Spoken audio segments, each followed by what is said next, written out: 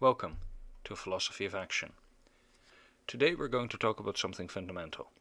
How humanity lost religion. Why we lost it and what that means for our moral reality. For most of history, religion explained two worlds. The material world, how things happen, and the moral world, why things happen, and whether they're good or bad. Think about the past. Plagues were seen as God's punishment. Thunder was Thor striking his hammer. These weren't metaphors, they were taken literally. But then came empirical science. The scientific method explained these events better. Germs caused plagues, not sin. Lightning came from electricity, not divine anger. Religion lost its authority over the material world. So what did religion do? They reinterpreted.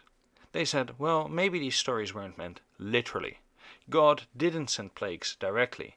They set the conditions of nature that led to them. But here's the problem. Throughout history, people generally converted away from their original belief system, or the belief system they had, to a new religion, not because of abstract moral teachings, but they joined because of religion's ability to explain certain realities in the world, and it offered tangible benefits. Trade rights in the case of Islam for Indonesia, for example, or military victories in both the Christian and the Islamic cases, were key at convincing non-Christians and non-Muslims to converting to their faith. And also general prosperity, such as successful harvests, were generally seen as something that you could affect through religious faith. When science outcompeted religion on that front, that is, to generate worldly outcomes, people walked away. Not everyone, but a lot did. Now science does an amazing job at explaining the material world, but it doesn't tell us anything about the moral world. It can tell you how to get a good harvest, but not whether you should share it with your neighbor. It can explain how to build a bomb, but not whether you should use it or not. And when people threw out religion, they threw out its moral framework as well. That leaves us with a crisis. Without God, we no longer have a higher authority to appeal to. In religion, morality is objective. God is good. God determines what's good and evil. And because everyone agrees on that authority, disagreement can at least be moderated. But now, every moral claim looks like a personal opinion. This is the core problem of modern liberalism. Liberalism says that you can believe whatever you want as long as you don't harm others directly. And sometimes indirectly, depending on your interpretation. This sounds nice. But notice that it itself is a moral statement. It assumes that not harming others is good. But why? Who decided that? Without a higher authority, it's just consensus.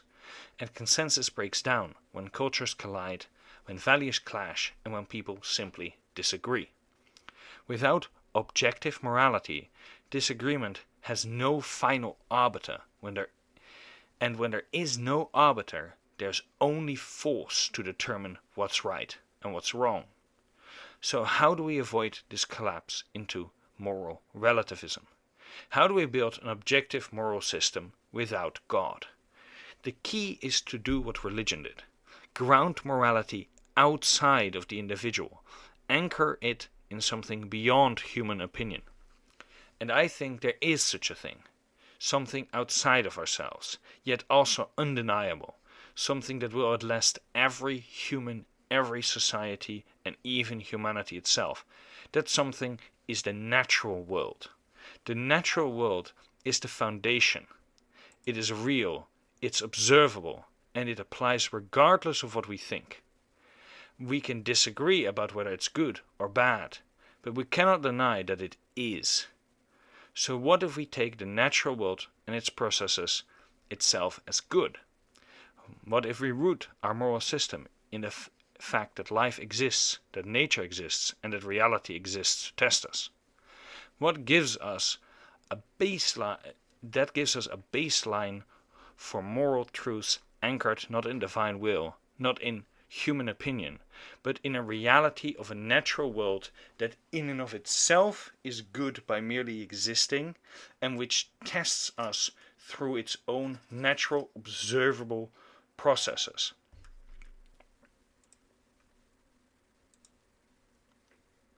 This doesn't give us every answer. It won't tell us the fine details of justice or how to organize politics, but it does give us a foundation, a ground floor from which we can build these things. Because without this ground floor, morality collapses into mere opinion, and opinion sooner or later is enforced with force. But with existence as our anchor, with the natural world as our anchor, we have a chance to build a moral system that's objective, universal, and resilient, even in a world without gods. That's the challenge. That's the objective, to find in nature, in existence itself, the same kind of authority that religion once gave us.